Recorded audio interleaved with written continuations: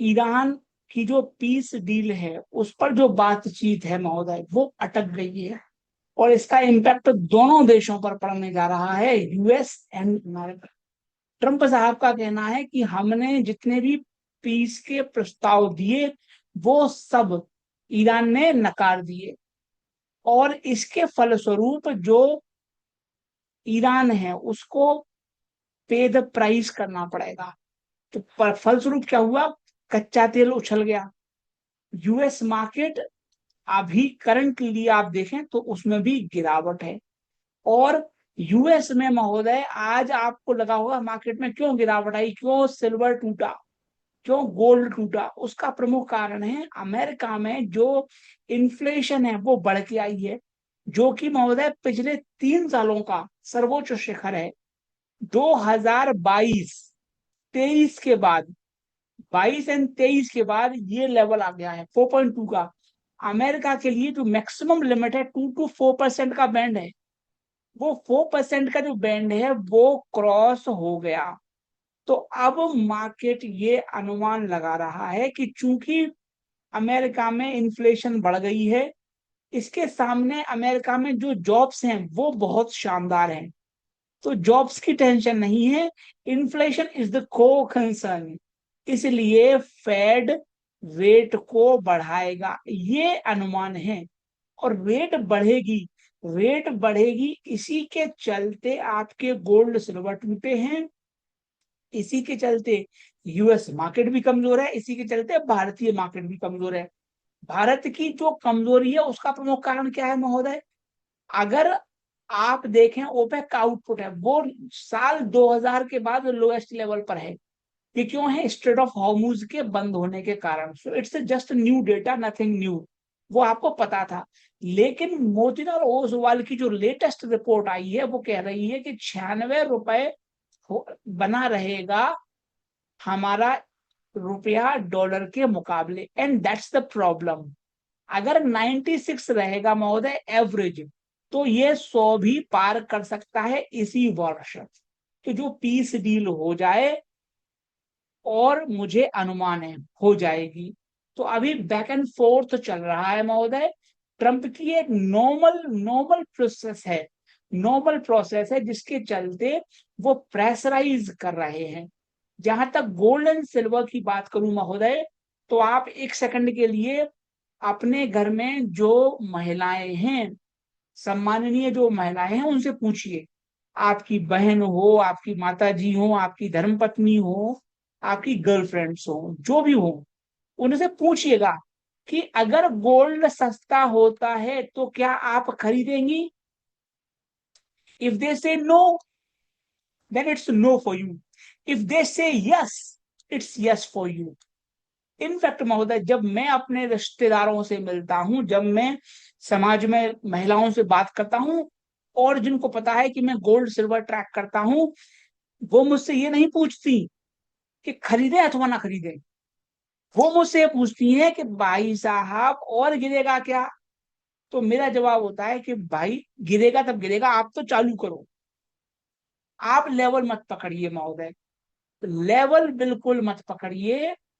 और निचले लेवल पर अगर सिल्वर टूटता है, मान लो सिल्वर टूट रहा है और गोल्ड टूट रहा है, निचले लेवल पर बाय करने के लिए आपको पैसा नहीं है, तो आप अभी बेच दीजिए, अभी बेच दीजिए, sell sell now so that we can buy again. अगर फंड्स हैं नीचे खरीदने के लिए तो आपको चिंता नहीं करनी है। अगले सप्ताह फेड की मीटिंग है, हो सकता है वो ब्याज दर जस की तस रखें। अब कोई कह रहा है साहब अगले महीने कटेगी, अब अक्टूबर कटेगी, जब महोदय पुल आएगा हम पार कर जाएंगे उसको। जहां तक मैं समझता हूं केविन वॉश साहब को ब्याज दरें नहीं कटने वाली, ये एक्सेसिव, सॉरी नहीं बढ़ने वाली, एक्सेसिव पैनिक है, गुजर जाएगा। भारत की जो समस्या है वो एफआईआई की लगातार बिकवाली है, आप आज भी देख लीजिए महोदय। अगर कोई व्यक्ति सर दर्द के लिए पेट दर्द का इलाज करेगा तो जाहिर तौर पर समाधान नहीं निकलेगा। ये लगातार बिकवाली दर्शा रही है कि एफआईआई का भारत के प्रति रुख रवैया नहीं बदला है। एफआईआई ने जो बदला है महोदय वो दिख जाएगा। जो अगर आप एफपीआई देखिए, तो जैसे ही सरकार ने बॉन्ड्स में राहत दी, एफपीआई ने सेम फॉरेन पोर्टफोलियो इन्वेस्टर्स, उन्होंने 10,000 करोड़ के बॉन्ड डाल दिए। तो हमने डिफरेंशियल क्रिएट करना है, मतलब अमेरिका से बेहतर। हम बॉन्ड्स में हुए, बॉन्ड्स में इन्फ्लोज आ गए। लाइकवाइज एक्विटी मार्केट में भी हो सकता है, सरकार जब करेगी तब करेगी। लेकिन मेरा आपसे निवेदन है कि थोड़ा ध्यान में रखिएगा, ये मेजर रिफॉर्म पेंडिंग है, जब सरकार करे तब उनका स्वागत है। अब आप देखिए कि चुनाव के चलते भारत सरकार ने पेट्रोल डीजल के दाम नहीं बढ़ाए, तो 1.23 लाख करोड़ का बट्टा लग गया ऑयल मार्केटिंग कंपनियों को, ओएमसीज को। ये नुकसान है। और ये तो नुकसान हुआ है सिर्फ ऑयल मार्केटिंग कंपनियों को। फर्टिलाइजर्स, आज फर्टिलाइजर्स चल रहे थे, तो मुझसे कुछ क्लाइंट्स ने पूछा कि क्या फर्टिलाइजर में निवेश करना है। मेरा कहना था भैया सरकारी मामलात हैं, पता नहीं क्या करेंगे ये। अगर फिर भी किसी को फर्टिलाइजर खेलना है और फर्टिलाइजर में रैली आती है नॉर्मली, तो वो फोकस कर सकता है प्राइवेट सेक्टर पर। कोरोमंडल इंटरनेशनल है महोदय, गिरा हुआ चार्ट है, आप देख सकते हो, रिकवरी का भी प्रयास कर रहा है। तो और अगर पीएसयू देखना है, आप चंबल देख लो, आप आरसीएफ देख लो, चंबल बेटर रहेगा। लेकिन मेरा पॉइंट सिर्फ यह है कि सरकार भरोसे के लायक नहीं है। इतनी सब्सिडी आप दे रहे हो, लाखों करोड़ों की सब्सिडी, क्या हश्र निकल रहा है महोदय। आज देखिए अंततः पेट्रोल डीजल के दाम बढ़ाने पड़ गए। ऐसे ही फर्टिलाइजर में भारत में किसानों को सबसे अधिक सब्सिडी दी जा रही है, उसके बावजूद किसान गरीब है पिछले 70 सालों से। तो अगर मैं अगर मैं सवाल पूछता हूं कि सरकार की पॉलिसी गलत है, तो मैं देशद्रोही हो जाऊंगा क्या? मैं यही तो बोल रहा हूं भाई कि इतनी सब्सिडी देकर भी आप किसान का उत्थान नहीं कर पाए, तो कहीं आपकी अप्रोच में खामी है। सरकार वो ठीक करेगी, नहीं करेगी महोदय, तो आप ध्यान रखिए कि फर्टिलाइजर सेक्टर में टू मच गवर्नमेंट कंट्रोल है, थोड़ा बच के हमें रहने का प्रयास करना है। अभी भी मांग उठ रही है कि जैसे मान लो अमेरिका में ब्याज दर बढ़ जाती है, तो जो भारत सरकार ने अभी किया एफसीएनआर डिपॉजिट्स में, इनको और राहत देनी पड़ेगी। क्योंकि देखिए आप और हम लोग हैं, अधिकांश लोग, मैं कितना भी कहूं फिर भी अधिकांश लोग कहते नहीं हमें इंडिया में ही रहना है, विदेश में निवेश नहीं करना है। तो आप लोग हो गए बंधुआ मजदूर। लेकिन एफआईआई एफपीआई बंधुआ मजदूर नहीं है, उसके पास ऑप्शंस हैं। वो हमेशा कंपेयर करेगा यूएसए वर्सेस इंडिया, हमेशा कंपेयर करेगा। तो अगर यूएसए में उसको ब्याज दर ज्यादा मिलेगी, यूएसए का पलड़ा भारी हो जाएगा, तो यूएस जाएगा वो। तो इसलिए भारत सरकार से मेरा निवेदन है, अगर वो करते हैं बहुत अच्छा, नहीं करते हैं दैट्स फाइन, बट आपको ये डायनेमिक्स पता होना चाहिए कि अमेरिका में इस तरह की चर्चाएं चल रही हैं, तो वहां ब्याज दर बढ़ सकती है। मुझे नहीं लगता महोदय कि केविन वॉश साहब पहली ही मॉनिटरी पॉलिसी कमेटी में ब्याज दरें बढ़ा देंगे। वो क्या कहते हैं, वो ये कहते हैं कि फेड के पास दो टूल है। We people, majority of us क्या कहते हैं साहब, जो है फेड के पास वो इंटरेस्ट रेट कट है, दैट्स व्हाट वी से। सब लोग ये कहते हैं साहब interest rate, but we forget कि भैया दूसरी बड़ी चीज है फेड की balance sheet. Fed paper print करता है, पेपर प्रिंट करता है फेड। सो आज तक अधिकांश लोग, देखिए ये वही चीज है कि normal economics of Reagan economics, तो हम लोग ये कहते हैं कि भैया control this Fed balance sheet, interest rate is required for the growth. Now Kevin Warsh साहब कहते हैं कि हम फेड की बैलेंस शीट पर फोकस करेंगे, उसके जरिए इन्फ्लेशन कंट्रोल करेंगे। डिफरेंट थिंग है। Now market is missing this picture, और that's fine, I am okay with that. But आपको ये ध्यान रखना है कि गोल्ड सिल्वर नीचे के लेवल पर बाउंस करेंगे। मार्केट अगर टूटता है then that will be buying opportunity in the US, ये मैं कह रहा हूं। और ये जो फेड की बैलेंस शीट है, इसी तरह भारत में आरबीआई की बैलेंस शीट है, भारत सरकार की बैलेंस शीट है। और आपकी सेवा में मैं बार बार कह रहा हूं कि अगर इन्फ्लेशन है, तो इन्फ्लेशन का बिगेस्ट कंट्रीब्यूटर कौन है? It's government. गवर्नमेंट इन्फ्लेशन देती है। आप कहोगे कैसे? अभी 8th पे कमीशन आ रहा है, वो इन्फ्लेशन बढ़ाएगा। गवर्नमेंट सब्सिडी देती है, वो इन्फ्लेशन बढ़ाती है। अब आप कहोगे नहीं, उसके उसके कारण चीजें सस्ती होती है। नहीं महोदय, अगर सब्सिडी देंगे तो टैक्स पेयर की जेब से देंगे। दूसरा, जब सब्सिडी दी जाती है, आप आर्टिफिशियली चीजों को लो कर देते हो, तो क्लाइंट जो किसान है वो एक्सेसिव यूज करते हैं, ज्यादा खपत हो जाती है। उनका क्या जा रहा है, सस्ते में मिल रही है। गवर्नमेंट करप्शन को ब्रीड करती है, गवर्नमेंट प्राइस कंट्रोल करती है, तो government is source of inflation. तो ये चीजें हैं महोदय। अगेन ये मैं आपको बता रहा हूं कि महोदय मार्केट इज मिसिंग, कि भैया केविन वॉश साहब के पास इंटरेस्ट रेट के अलावा फेड की बैलेंस शीट को कंट्रोल करना वो भी एक टूल है, जिसका वो है इस्तेमाल कर सकते हैं। इसलिए गोल्ड सिल्वर को लेकर ज्यादा निराश ना हो, ऐसा मेरा निवेदन है। रशिया ने भारत सरकार की, मोदी जी की तारीफ करी है, 250 मिलियन लोगों को गरीबी से बाहर निकाला है। मेरा सवाल यह है कि इन 250 मिलियन लोगों को गरीबी में पटका किसने था? कि 250 मिलियन लोग जो गरीबी में पड़े हुए थे, that is thanks to socialism, that is समाजवाद के कारण पड़े हुए हैं। और रशिया ने ये बात समझी हुई है कि भारतीय लोगों का ईगो हर्ट है, ये लोग जो है अभिमानी लोग हैं, लेकिन इनका अपमान हुआ है। So all you got to do is इनको सहलाते रहो, अरे बेटा तुम बहुत अच्छी हो, अरे तुमने तो दुनिया को पलट दिया, तुम तो विश्व गुरु हो, महामानव हो, बस विश्व गुरु हो, बस साथ में हमारा माल खरीदते रहो। तो रशिया पर महोदय जिस दिन भारत से माल खरीदने लगेगा, उस दिन मैं तारीफ करने लगूंगा। आज की डेट में मैं रशिया पर भरोसे के काबिल नहीं हूं, मैं भरोसा करूंगा भी नहीं। जो ओएनजीसी है, बहुत बढ़िया काम कर रही है। शेयर टूटा है क्योंकि कच्चा तेल दिन में मार्केट में ऐसा था कि कच्चा तेल टूटेगा, बट कच्चा तेल रिकवर हो गया क्योंकि ट्रंप ने पीछे हट गए, वो बातचीत नहीं चल रही है।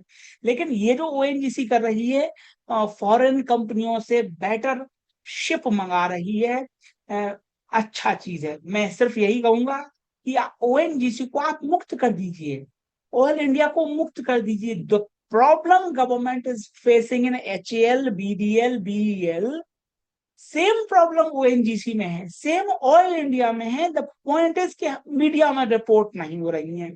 तो अगर भारत को आत्मनिर्भर बनना है, इस सेक्टर को खोलना है, खोल लेंगे बहुत अच्छा होगा, नहीं खोलेंगे तो हम गरीब थे, गरीब हैं, गरीब रहेंगे।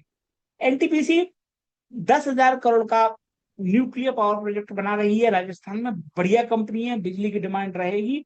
पूरा मार्केट कमजोर है, इसलिए कमजोर है। निचले लेवल पर डिविडेंड यील्ड जिनको चाहिए, उनको फोकस में वो रख सकते हैं एनटीपीसी को। अगेन चंद्रा साहब को मैं सूर्य नमस्कार करता हूं महोदय, बट अगेन चंद्रा साहब से मुझे ये उम्मीद नहीं थी कि वो भी कहेंगे फास्टेस्ट ग्रोइंग इमर्जिंग मार्केट। कि महोदय ये मैथमेटिकल इल्यूजन है, मैथमेटिकल इल्यूजन है। मान लो कोई 10,000 है महोदय, 10,000 है, और वो व्यक्ति 1% बढ़ा, ये मान लो 1% नहीं, वो 10% बढ़ा। 10% अगर वो बढ़ता है तो वो कितने पैसे कमाएगा महोदय? वो कमाएगा करीबन 100 रुपए, अगर वो 10% ग्रो कर रहा है। अगर अगर मान लो भारत, भारत जो हमारा, जो भारत महान है, वो अगर 5,000 की इकोनॉमी है और वो 15% भी ग्रो करती है, तो भैया हुआ कितना? 700, 750, ये हुआ 1,000 रुपए। 750 ही ग्रो करेगी वो, 750 ही ग्रो करेगी। तो आप high amount of growth rate है आपकी, लेकिन आप कम ग्रोथ कर रहे हो, कम ग्रो कर रहे हो। पॉइंट है ये कि आप परसेंटेज टर्म में कंपेयर नहीं कर सकते कि हम फास्टेस्ट ग्रोइंग इमर्जिंग मार्केट है। अरे भैया बेस का फर्क है, अमेरिका का बेस बड़ा है, चाइना का बेस बड़ा है, तो वो कम भी ग्रोथ करें but they will create more wealth. हम ज्यादा भी ग्रो करें लेकिन हम कम वेल्थ क्रिएट करेंगे। तो ये मैथमेटिकल इल्यूजन है जिसमें भारत सरकार फंस रही है, भारत की जनता भी फंस रही है। Go to hell, I don't care. But मैं आपको बता रहा हूं भैया कि इसमें बात ना आए आपका। दूसरा, आप समझिए कि मैथमेटिकल इल्यूजन है, ये सच्चाई नहीं है। कई लोग पूछते हैं भैया कि मल्टी कैप या फ्लेक्सी कैप। आप मल्टी कैप पर फोकस कीजिए, अगर म्यूचुअल फंड में निवेश करना है तो मल्टी कैप अच्छा है, क्योंकि स्मॉल कैप भी रहेगा, मिड कैप भी रहेगा और लार्ज कैप भी रहेगा। और मल्टी कैप से भी अच्छा है multi asset allocation. Multi cap और फ्लेक्सी कैप से भी अच्छे हैं मल्टी एसेट एलोकेशन फंड्स। मैं भी जो क्लाइंट्स को रेकमेंड करता हूँ, सोना चांदी trust, liquid case, ETFs, stocks, मेरी स्ट्रेटजी भी मल्टी एसेट एलोकेशन की स्ट्रेटजी है। तो अगर आपको म्यूचुअल फंड में निवेश के लिए देखना है तो आप हमेशा मल्टी एसेट एलोकेशन पर फोकस करें, ऐसा मेरा निवेदन है। भारत फोर्ज सेमी कंडक्टर में भी एंटर कर रही है, बढ़िया कंपनी है। पिछले 25 सालों में अगर वास्तव में किसी कंपनी ने रियल वेल्थ बनाई है तो वह है भारत फोर्ज। तो भारत फोर्ज अच्छा काम कर रही है, इनको मेरी शुभकामनाएं। और भारत में एसआईपी इनफ्लोज महोदय इंटरेस्टिंगली 40% डाउन है।